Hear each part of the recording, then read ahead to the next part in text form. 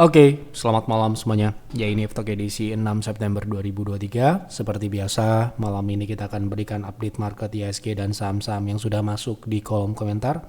Talk edisi terakhir edisi 5 September 2023. Oke, kita akan bahas apa yang ada di kolom komentar Talk edisi terakhir ini ya.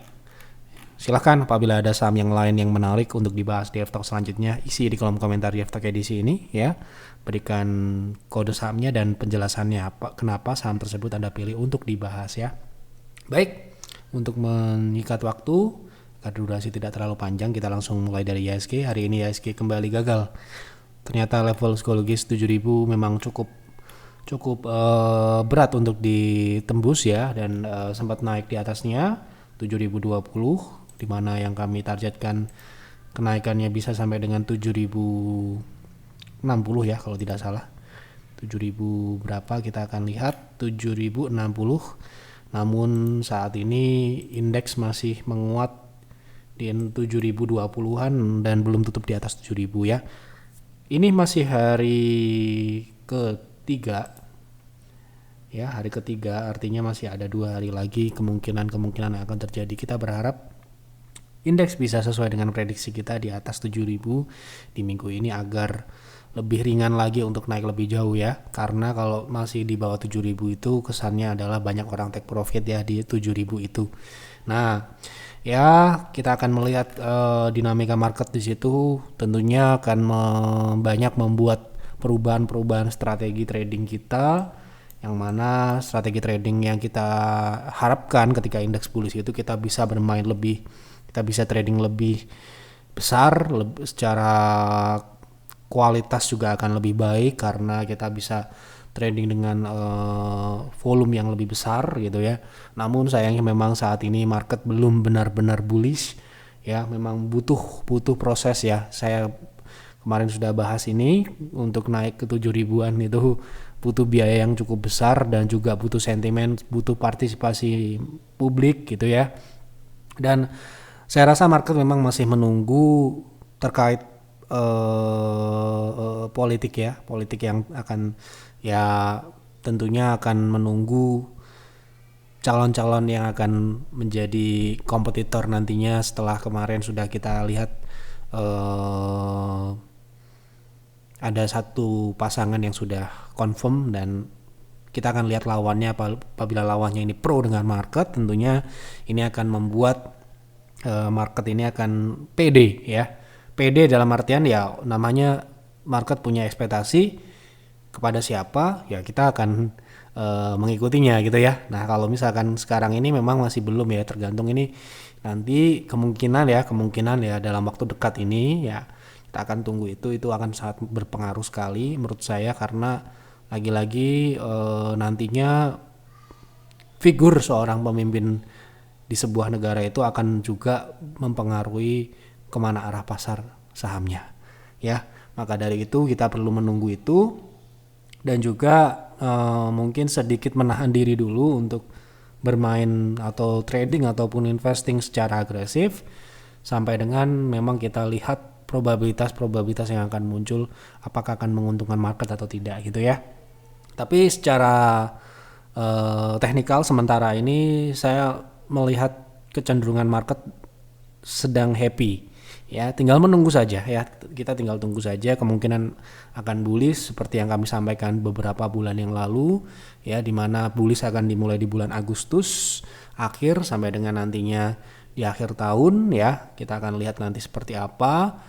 Yang jelas saat ini kita masih akan memantau ya, sampai dengan konfirmasi di teknikal, dan juga ada kepastian yang akan membuat kita menjadi bisa memetakan lebih baik gitu ya. Karena dalam hal investing terutama kita perlu proyeksi yang berdasarkan apa yang sekarang ini sudah terlihat.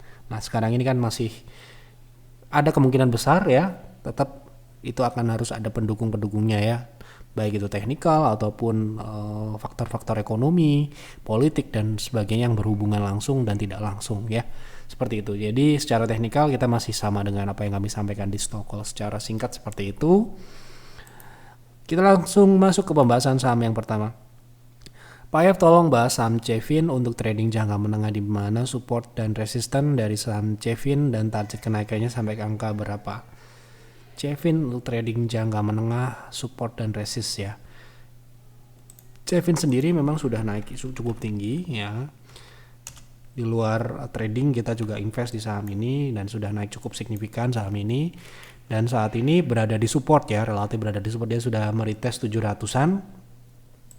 Dan setelah rejection di 700 dia membentuk sebuah high low, dan high low ini menurut kami berada di EMA 60 ini, yang mana EMA 60 apabila dia dipertahankan ada potensi swing ya, ada potensi swing setidaknya ke 645. Nah, untuk jangka menengah saya rasa ini adalah trend following ya, strategi trend following, dan menurut kami tidak terlalu cocok untuk saham Klipan ini, dimana karakteristiknya memang swing ya, dimana Anda lihat swing-swingnya ini sudah terbentuk sebelum-sebelumnya ya, dan ketika dia naik ya swingnya itu akan agresif turun juga gitu ya. Ketika terjadi swing agresif, swing naiknya signifikan, swing turunnya juga bisa signifikan, sehingga menurut kami untuk trading jangka menengah kurang cocok untuk saham Cevin ya. Jadi untuk swing mungkin bisa dengan target 640 sampai dengan 700, namun untuk jangka menengah meskipun saham ini uptrend, sekali lagi tidak semua saham uptrend cocok untuk trend following ya, seperti itu.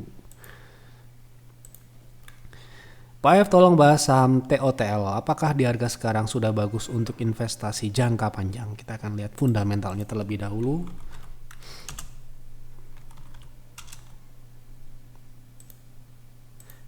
Oke, Total Bangun Persada, kita akan lihat fundamentalnya dulu ya.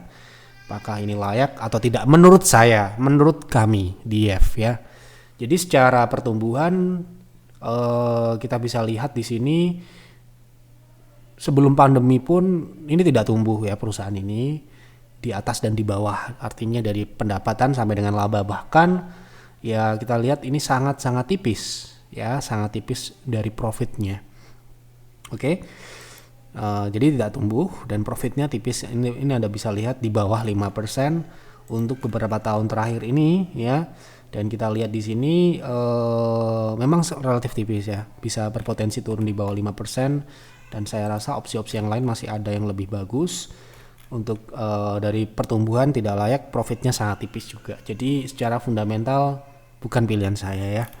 Meskipun saham ini bisa naik harga sahamnya, tetapi fundamentalnya mohon maaf tidak masuk ke kriteria kami untuk saham TOTL ini, karena pertama tidak tumbuh, kedua profitnya sangat tipis, dan profit yang tipis itu identik dengan ketika terjadi gejolak dia bisa rugi atau minus.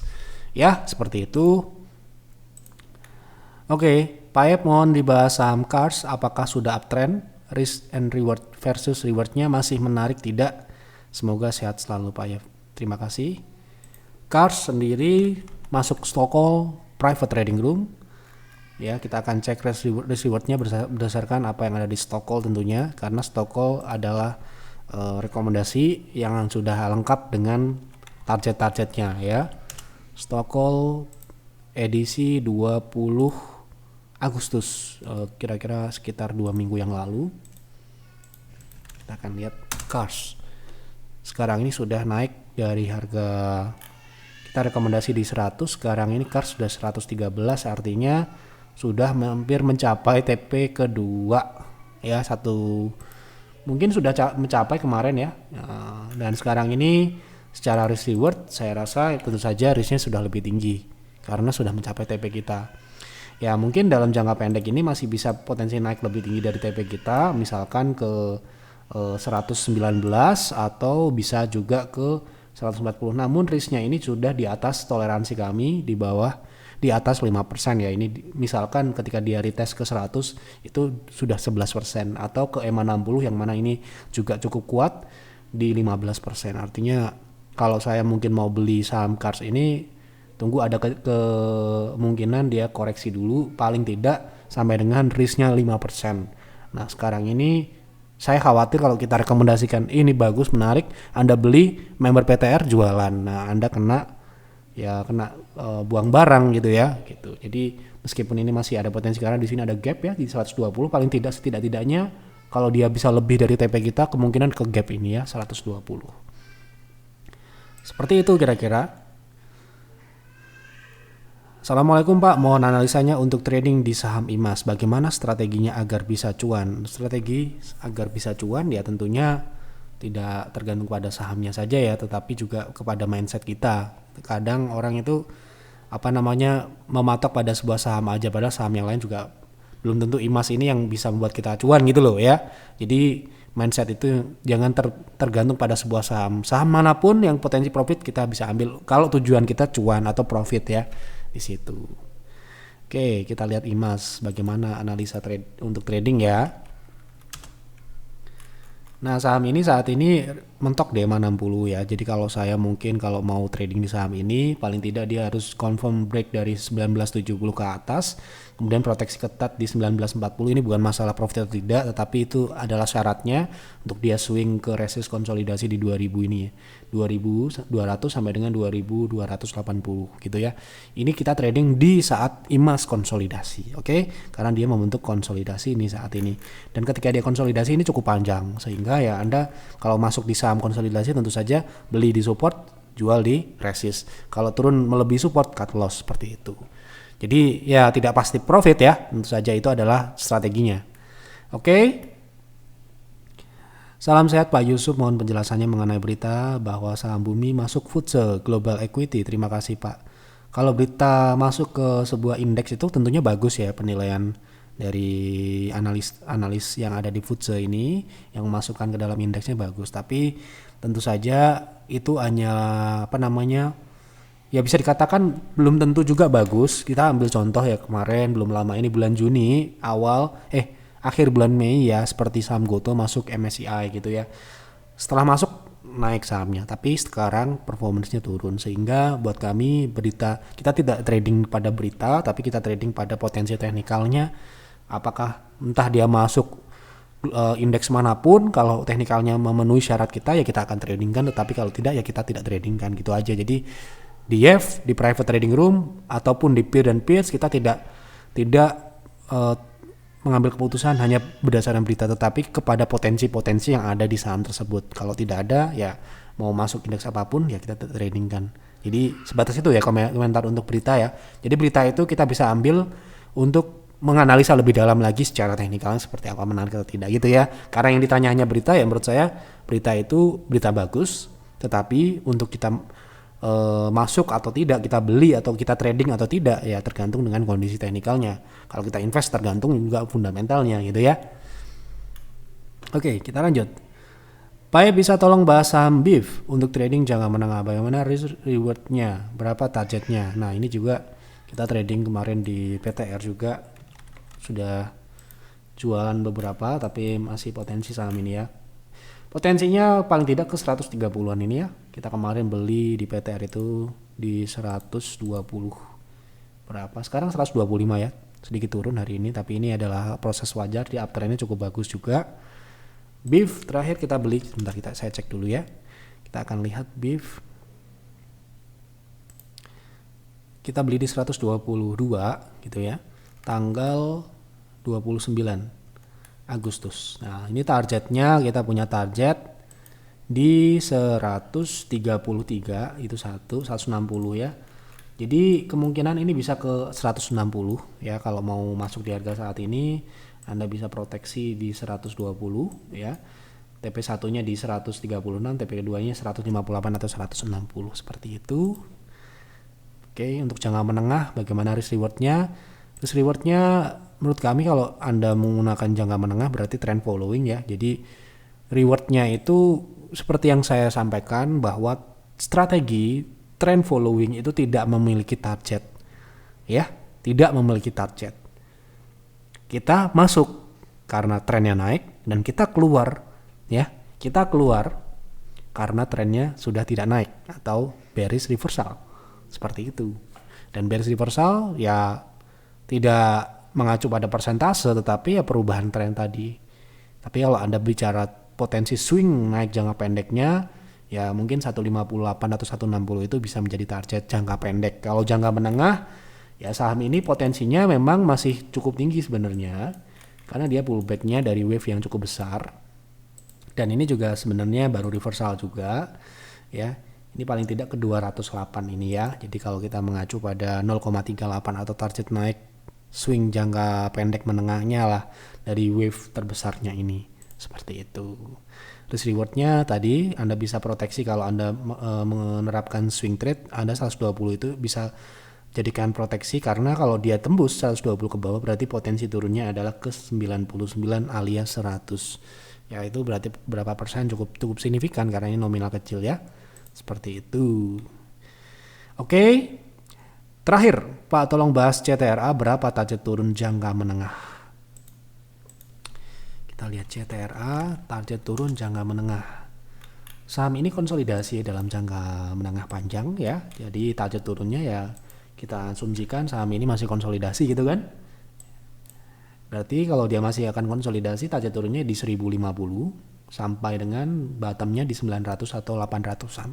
Seperti itu. Tapi kalau kita lihat pola-polanya ini kok kayaknya agak susah untuk turun ke sana karena kecenderungannya dia sudah mulai naik ya untuk CTRA sendiri. Jadi kita mengambil target yang moderat jangka pendek ya di 1025 sampai dengan EMA 60 di bawah sedikit ini di 99 atau 1000 level psikologis ya.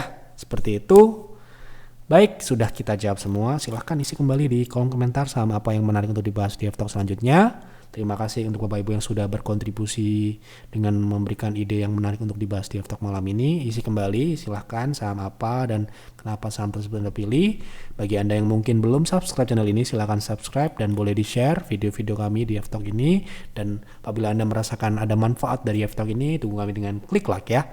Itu saja yang dapat saya sampaikan di F-Talk malam ini. Selamat malam dan selamat beristirahat.